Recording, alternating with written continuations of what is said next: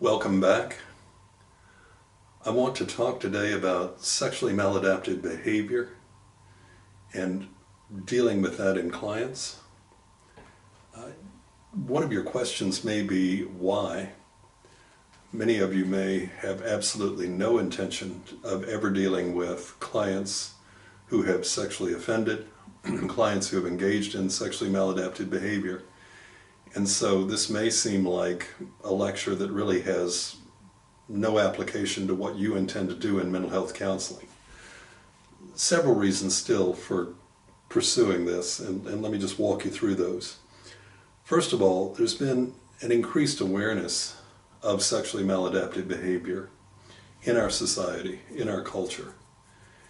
And the number of people who engage in sexually maladaptive behavior of different types. Historically, we considered pedophilia or a sexual interest in children as the primary sexually maladaptive behavior. And in many cases it probably still is. But we now recognize sexually addicted behavior. We recognize paraphilias that infringe on the rights of others. For example, there's still telephone scatologia, where people are aroused by making obscene phone calls. There's still voyeurism, exhibitionism, and these types of behaviors continue. And we recognize them as sexually maladaptive, occur more frequently than we might anticipate. We also recognize hebephilia. It is not recognized in the Diagnostic and Statistical Manual, by the way, but it is recognized as a clinical disorder in many areas. And hebephilia is the sexual interest in pubescent children, but they're still considered children. The issue becomes further blurred by legislation. For example, the age of consent in Indiana is 16.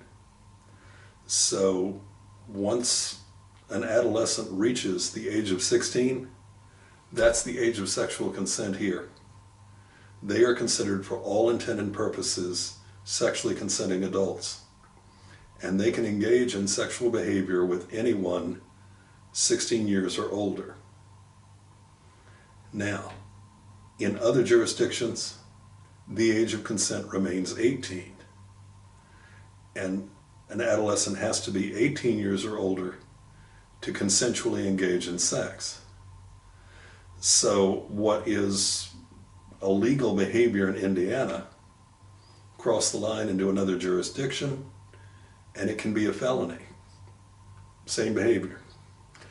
So that makes it difficult to decide what is and what isn't inappropriate behavior clinically, because the legal definitions vary. Also, just to throw into the mix, any kind of sexting, any kind of nude pictures of anyone under the age of 18 is considered child pornography under the federal statutes. So, good, bad, or indifferent, even though the age of consent to be sexually active in Indiana is 16, if two 17-year-olds or a 16-year-old and a 19-year-old are sexually active in Indiana, that is perfectly legal under state law. If those two then exchange pictures with a 16-year-old nude, they have suddenly engaged in child pornography under the federal laws. So there are all kinds of blurs, all kinds of difficulties in deciding clinically what is sexually maladaptive behavior versus legally what is sexually maladaptive behavior. And we'll run into that. Also, many times, the cases go unreported. Even clear cases of pedophilia, when we're talking about someone who is over 18 and clearly having sex with a 4-year-old, a 5-year-old. Clear cases of pedophilia, no question about what has occurred. They go unreported because family members are unwilling to share that this has occurred. They don't want to cause the problems it will cause for another family member.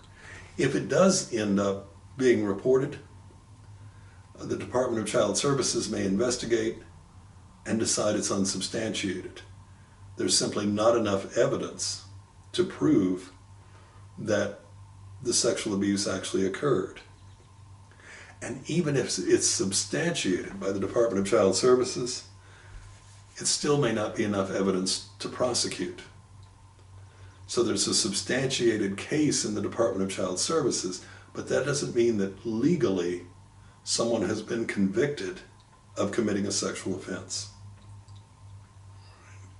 We also need to recognize that there is a ripple effect from these cases that continues both across people and across time. Just because a client that you're seeing wasn't the victim, wasn't the perpetrator, doesn't mean that if they had a brother, a sister, a mother, a father who were sexually abused, that they're not in some way impacted by the abuse that occurred. And I also want to say, and this is probably one of the very few times that I'm thankful that this is an online class, because I don't end up staring at the ceiling, trying not to make eye contact with anyone. But doubtless, with the number of people taking this class, I am speaking to somebody who has been the victim at some point in their lives of sexual abuse. That impacts you, and that impacts how you will respond to clients who have been sexually abused, or to clients who have perpetrated sexual abuse. That's understandable, that's reasonable. And you can certainly make the decision that you're not going to work with clients who have sexually perpetrated abuse. But they'll come at you sideways. You'll have a client that you didn't anticipate had sexually abused anyone, and it will come as a surprise because it happened years ago. It was never reported. It'll be a husband and wife who share in some way what happened. It will be a client who just needs to unburden themselves because they trust you, and at some point they will say that after you've been seeing them for a while. Those things happen. And being ready, being prepared, being aware that those issues are going to come up is important for you as a counselor as well. All right. With all that in mind, I want to give you an overview primarily of pedophilia. I don't have the time in this kind of overview course, survey course, to talk about all the ins and outs of various types of sexually maladaptive behavior. But pedophilia is the one that is most troublesome for most people. And so giving you a sense of some of the dynamics that lead to pedophilia, some of the theories about pedophilia, is at least a starting point, gives you some sense of what you may be dealing with.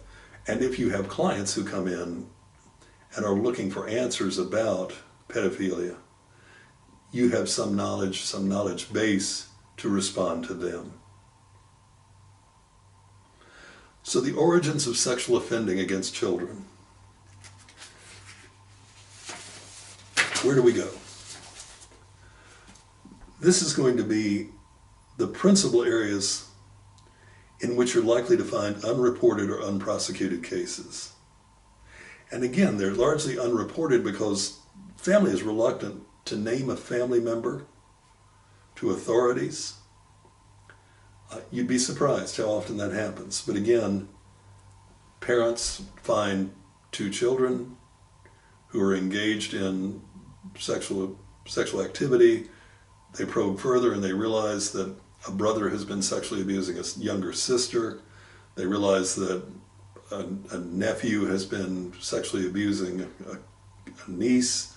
Whatever it is, they really decide, I don't want to report this I don't want to drag the family through this. I just want to handle it ourselves and make sure that the kids are not unsupervised.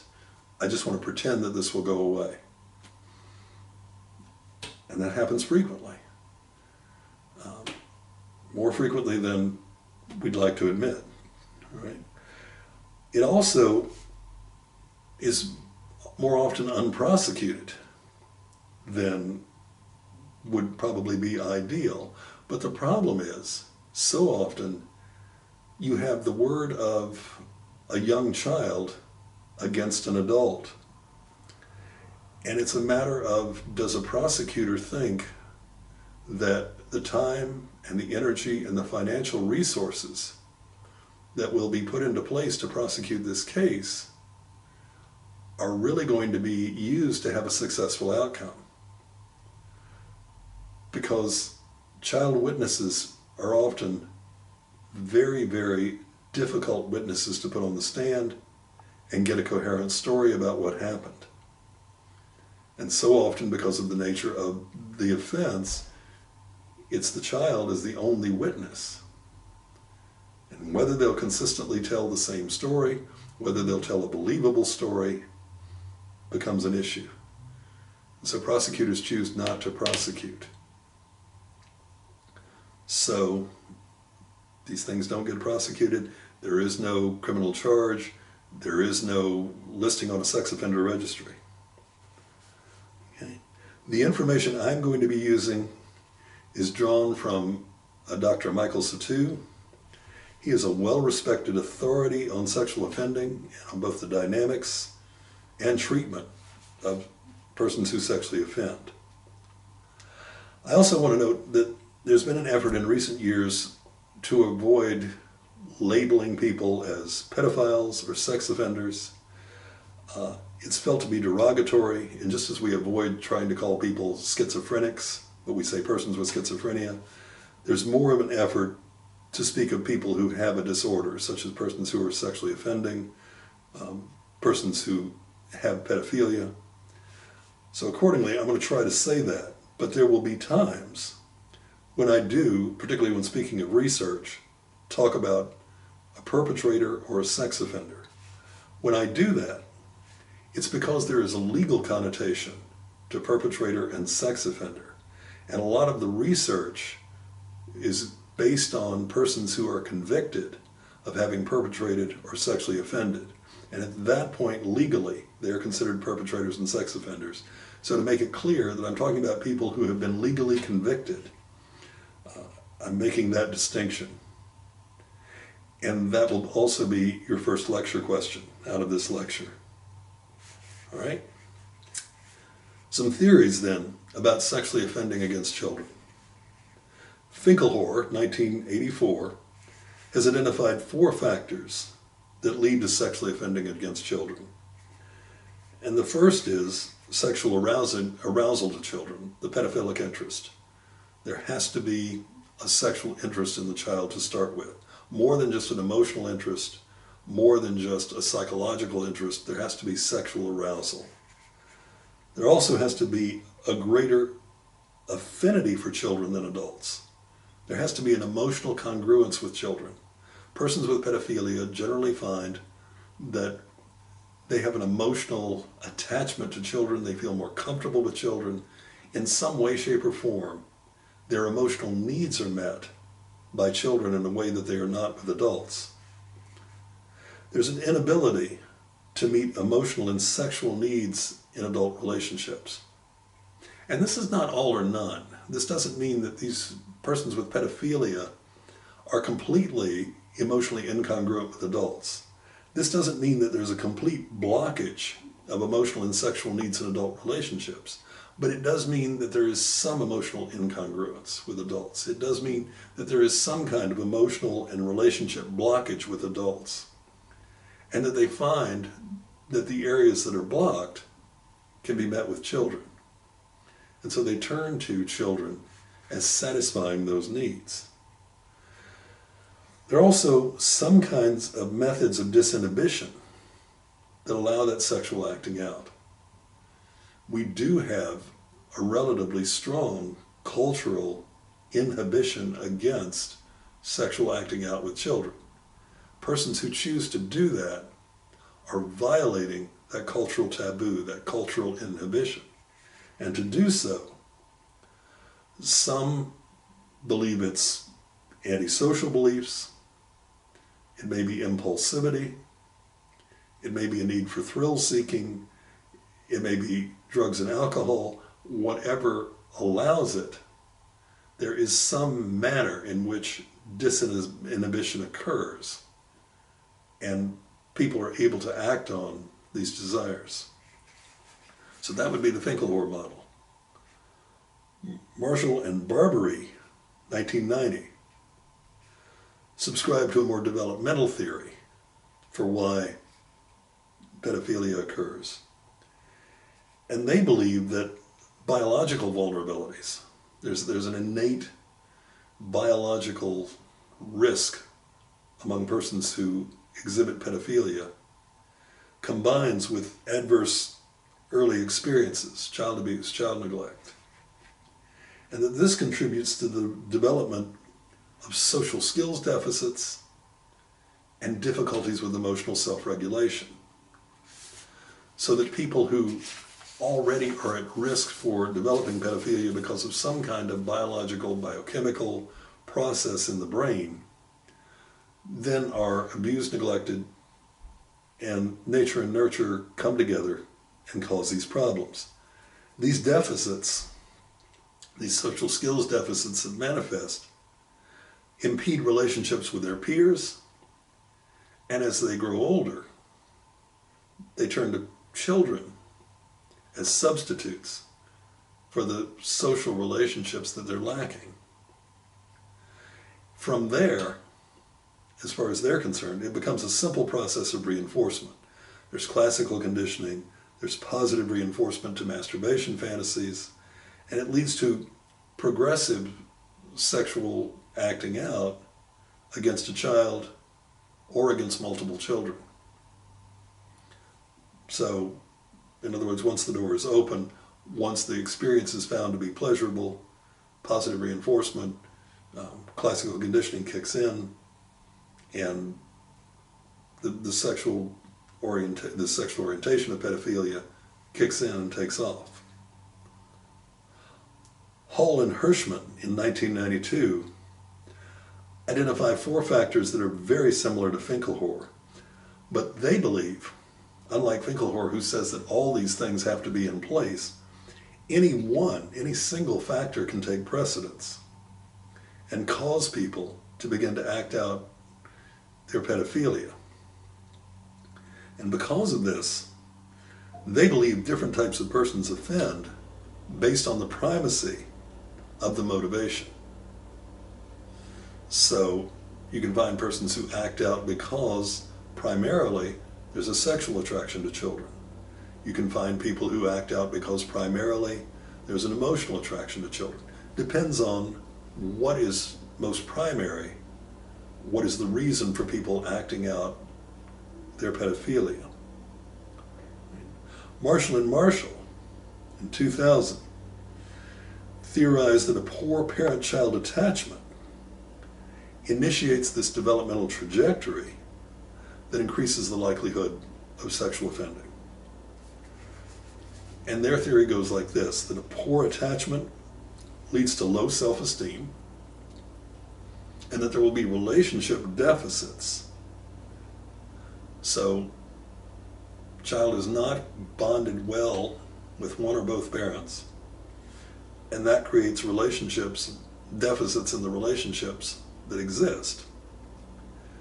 And these increase the risk for future persons with pedophilia also to have been victims of sexual abuse themselves, because they will reach out to other adults more indiscriminately to find a bond with an adult. And that makes them more at risk to be victims of abuse themselves. Such abuse then skews their sexual development and leads to an increased use of sex as a means of coping with negative emotions. Because they have reached out to find other adults other than their parents to meet their emotional needs, because they're at risk for then being sexually abused, and sexual abuse becomes part of the way that emotional needs are met, they're skewed into seeing sex with children as part of the way emotional needs are met, and they in turn do the same. So again, conditioning increases the sexual response to children. And that's their theory of how pedophilia arises. It is worth noting here that there is very poor statistical data on sexual abuse. So it's difficult to make statements about cause and effect. The problems that come up are that we don't know how many people were really sexually abused. We don't know the impact of frequency, duration. We don't know type of sexual abuse. People are notoriously unreliable as historians in reporting the type of sexual abuse that occurred, particularly as they were young children. And investigators operationally define sexual abuse.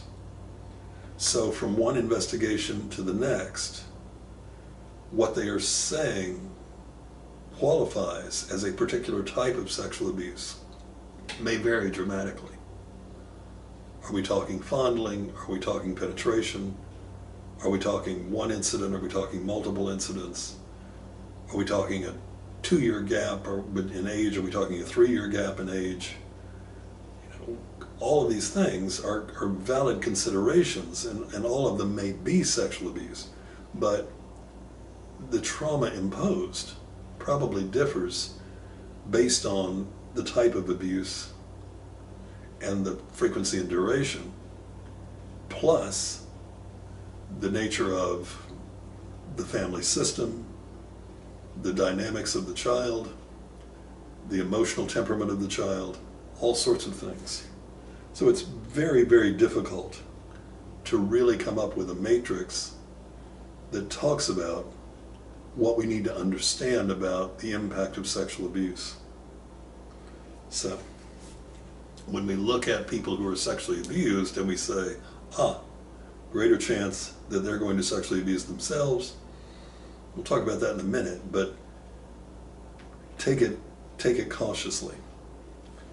All right. Ward and Siegert and Ward and Beach propose multiple pathways to pedophilia.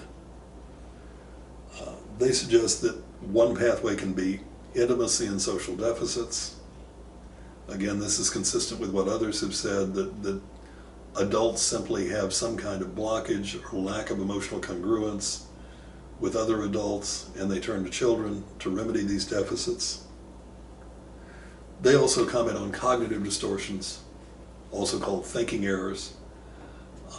People who manage to convince themselves that it's somehow acceptable to have sex with children, and that these will be acceptable behaviors. Emotional dysregulation, anxiety, depression, which can't be managed, and that leads people to try to find a way of coping with these, and their way of coping is to turn to children. And distorted sexual scripts, and these may be sexual fantasies or arousal toward children, and rather than detouring away from these or finding other sexual scripts, persons with pedophilia tend to fill out these fantasies, masturbate to these fantasies, expand them, work on how they can actually make these fantasies reality. So these are all models of how sexual pedophilia occurs, or how pedophilia occurs. There are problems with all of them. First of all, they're poorly operationalized. If you're coming up with operational definitions so that you can study empirically what these definitions, what these models are saying, the definitions are very, very difficult to operationalize. They're very vague, and they cover a lot of ground, and coming up with a concise, concrete definition becomes difficult. They also have limited ability to explain the etiology of pedophilia. They may explain why someone is engaging in pedophilia at this moment in time, but they really, going backward, are fairly vague. Poor parent-child attachment, all right? That's a vague etiology. How do we look at poor parent-child attachment? What is the poor parent-child attachment? And why this poor parent-child attachment with this child versus not this child? Now, how do we operationalize all this so that it works well? In general, there's a lack of attention to development in criminology and more general theories of criminal offending also. These theories emphasize mental health, but we also know that there is a criminal function to pedophilia and to acting out pedophilia, so that these people actually become perpetrators and sex offenders. There are numerous people who do not act out on pedophilic desires. And some study has been done as to what stops persons from acting out on their sexual desires. You know, we're looking at the people who do, but many of these theories don't look at antisociality, delinquency, those kinds of things. So SATU has a general explanation of sexual offending.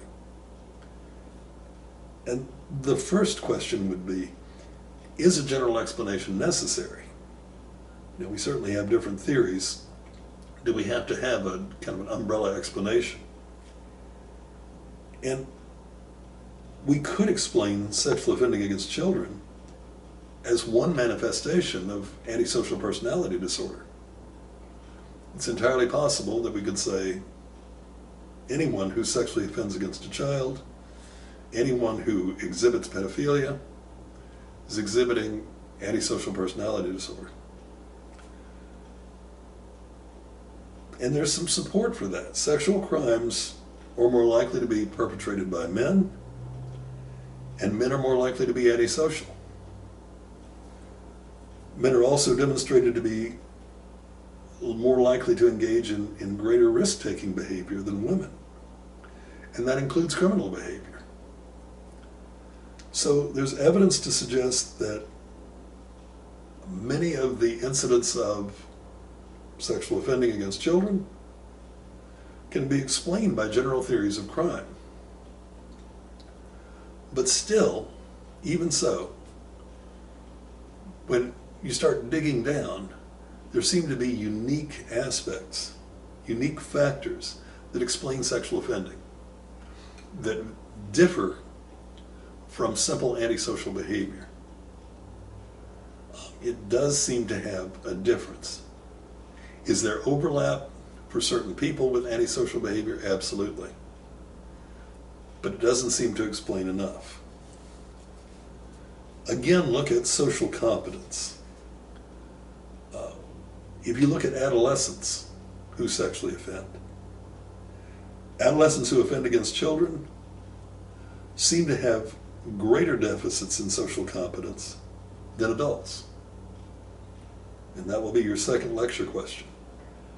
Adolescents who offend against children seem to have greater social deficits than adults. So, at least with teenagers, it seems to have more to do with social skills than delinquency. In terms of cognitive distortions, in terms of thinking errors, the attitudes and beliefs about sex with children, many people who self-identify as having pedophilia endorse positive attitudes about sex with children. And they also endorse views that children are capable of consenting to sex.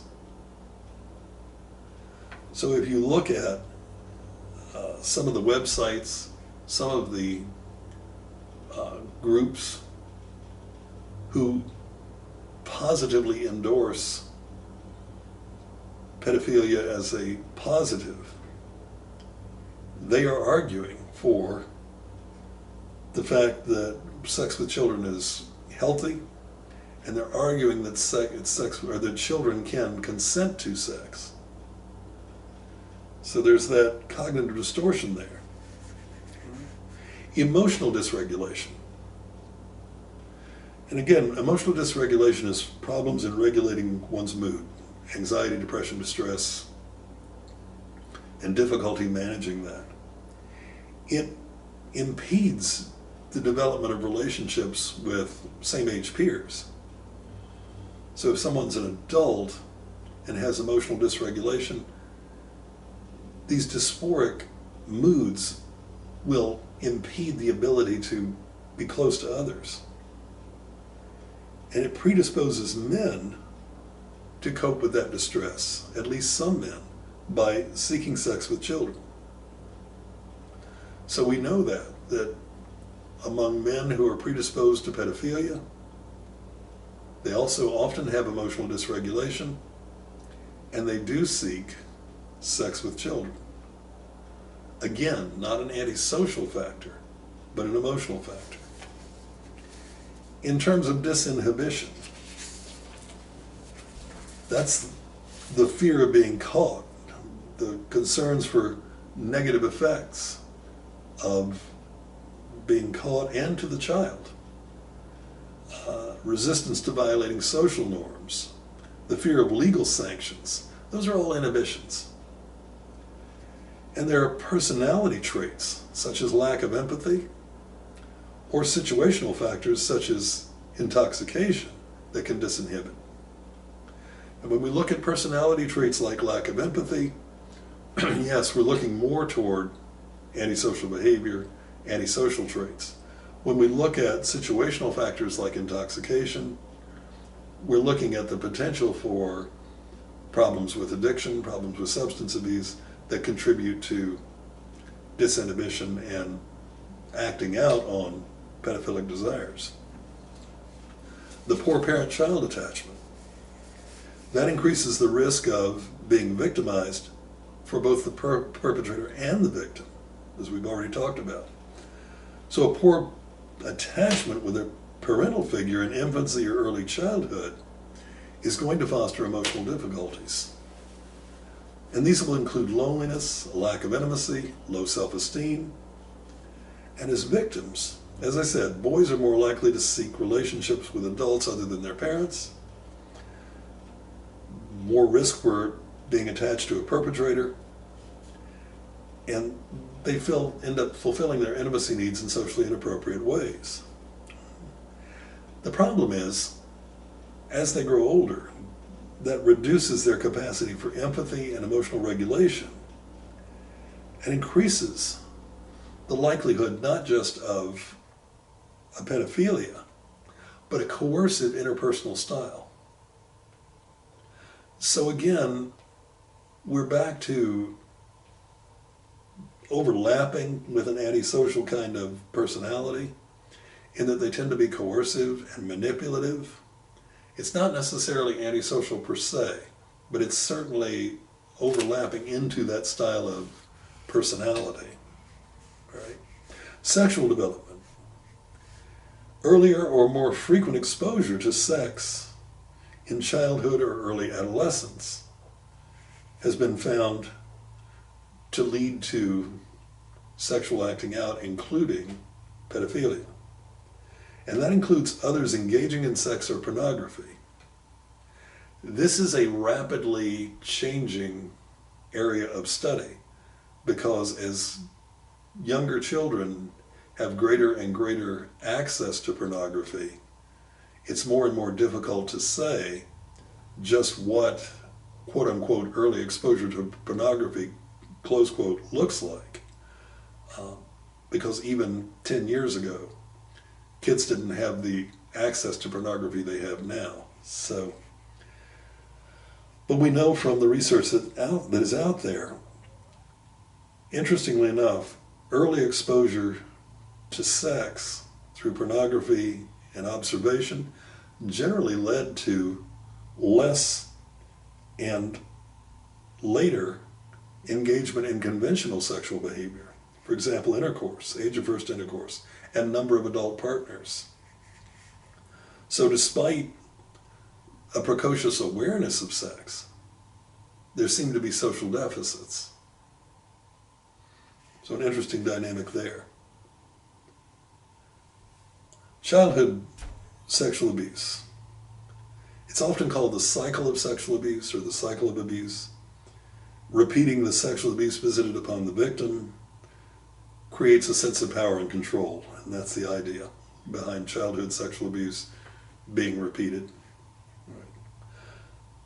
Let's look at a comparison of those sexually offending against children with other men,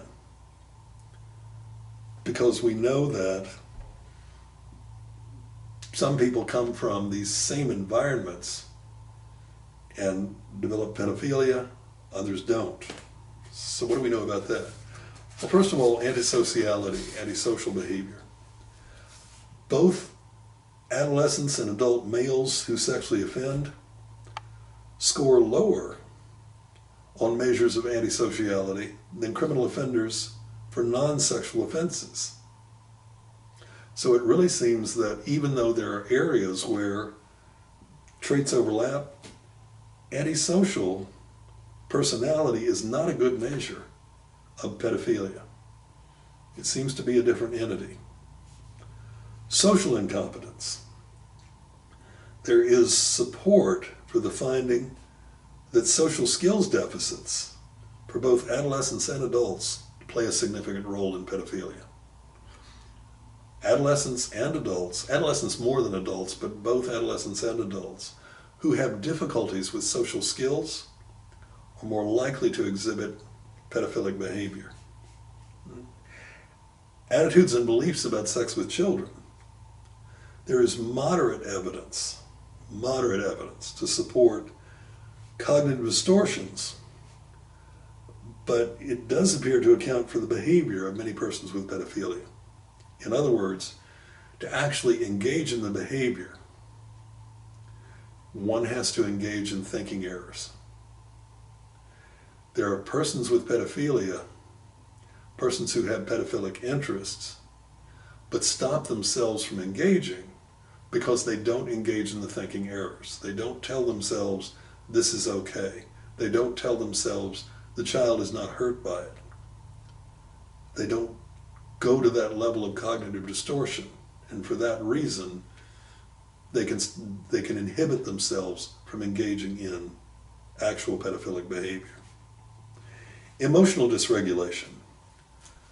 Finding support, anxiety and depression is common, but it's difficult to parse that out because lots of times, again, we're dealing with people who have identified, either been identified as a sex offender or perpetrator, or they're volunteering for studies because they're saying, yes, I have pedophilia, and I'm distressed by the fact that I have pedophilia and I don't want to act on it. So they're acknowledging emotional distress because they're outing themselves, and they're acknowledging, that I'm uncomfortable with who I am.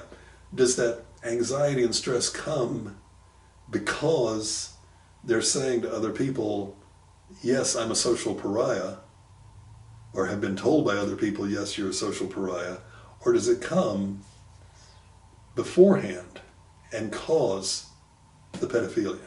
That's the difficulty. So yes, for persons who acknowledge pedophilia, there is an emotional dysregulation. Whether it is a cause of or a symptom of is very difficult to separate out. Disinhibition. Adolescent sex offenders score higher on empathy than non-sexual adolescent offenders. So again, not supporting an antisocial or delinquent stance, it does seem that it's a social skills issue with adolescents, that they do have empathy for their victims. So it's not necessarily an empathy issue. There is an evidence of empathy deficits for adult sex offenders. But again, most of the time, we're looking at empathy issues with sex offenders who have been convicted and who are at a position where they feel unjustly accused, unfairly treated, who are angry about the way the system has handled them. And so whether their lack of empathy would actually exist if they had not been through the system, incarcerated, and now on parole, and now operating within that system, is a question. So we can't tell cause versus symptom. Right? Substance abuse among adolescent sex offenders is actually less than non-sexual adolescent offenders. So it doesn't seem that substance abuse is a problem for adolescents. And there are no differences noted among substance abuse among adult offenders who are sex offenders, non-sex offenders. So again, it doesn't seem that substance abuse is the issue. Poor parent-child attachment is frequently reported among adult sex offenders.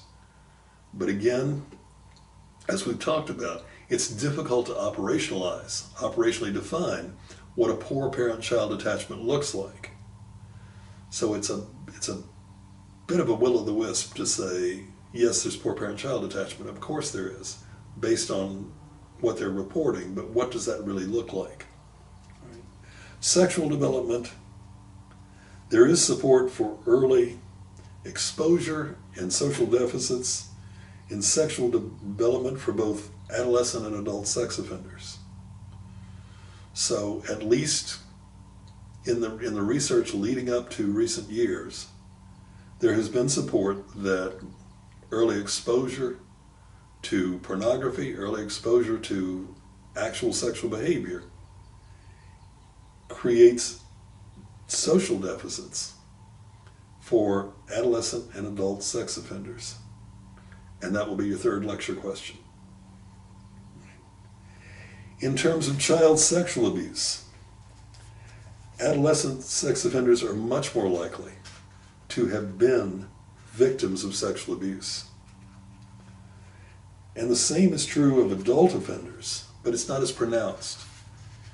It's more likely that if someone has been abused sexually as a child, they're going to act out as an adolescent than as an adult. Although the risk is higher for both age groups. Right. Bear in mind that there is less likelihood that an adolescent who sexually abuses will continue sexually abusing into adulthood. Some do, but it's less likely. So what's the takeaway from all this? What can you learn? What can you take away? There is a difficulty in attempting to parse the etiology and dynamics of any complex behavior. And pedophilia is a complex behavior. So understanding the etiology, understanding the dynamics is going to be difficult. There are lots of roads that lead to pedophilia. That's the first thing. Multiple variables contribute. Also, we have just begun to touch on the issue of frequency, duration, circumstances, and number of victims, and all of these come into play as well. Saw a video years ago of a choir director in a church in Tennessee who over the course of his time had well over 600 boys who were victims and was serving time at that point in a Tennessee prison, and talked about his experience. He is considered to have pedophilia, or he's considered a sex offender. You know, at the same time, I've had a man on my caseload who sexually abused one boy, age 12, 3 times. He is also considered a sex offender.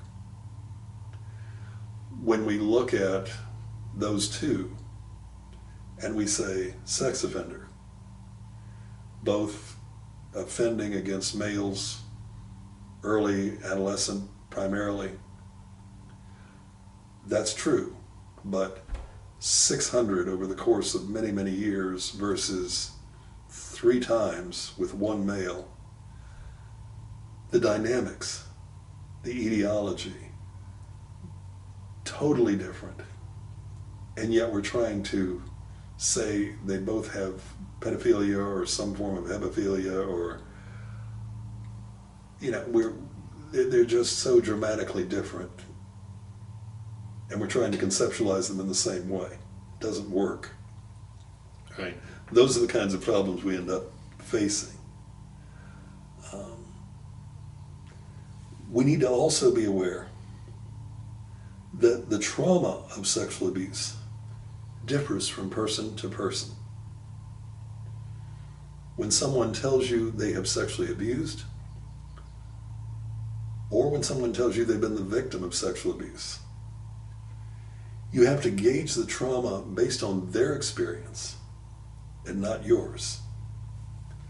For example, as chauvinistic as it is, and I will grant you it is incredibly chauvinistic, but it's still there. Most of the time, males who are sexually abused by an older female don't have the same level of trauma. They may not even see themselves as traumatized. They may see themselves as having been with a cougar. When they tell their story, it's clear to me that they were victims of an older female who gained power and control over them and used them. But they don't necessarily see themselves that way. Now, whether it is my purpose to convince them that they have been sexually abused, whether it's my purpose to convince them that they've been traumatized, it may be necessary, it may not, depends on the situation. And that is where I would really encourage you to talk to a supervisor and make a decision about what's in the child's best interest or the adult's best interest. If you're talking with an adult and they're talking about something that was a long time ago, what's in their best interest? Likewise, some persons are sexually abused multiple times. In what we hear and think that is horrific, I would be horribly traumatized by that. And they're describing relatively mild trauma. Other people describe one incident of sexual abuse, which seems like it would be relatively mild abuse. And we think, you seem totally over the top with your trauma over having been fondled once when you were 10 years old by an older brother. Again, their level of trauma, not ours. Now, monitor, certainly. You know, are they minimizing the level of trauma they feel? Are they maximizing the level of trauma they're putting on this because they don't want to deal with trauma from something else? I get that. I fully comprehend that. But don't immediately project how you would feel about the trauma onto them, because different people have different experiences of trauma. Right. You have to gauge based on what the client is sharing, and again, talk with a supervisor and see what you're going to do. Remember also that The statute of limitations is usually expired if you're talking with an adult. There is no duty to report, but there's an ethical need to assess what's going on. If you've got a client who is reporting having sexually abused, assess their level of remorse and any avenues for healing that you think are open.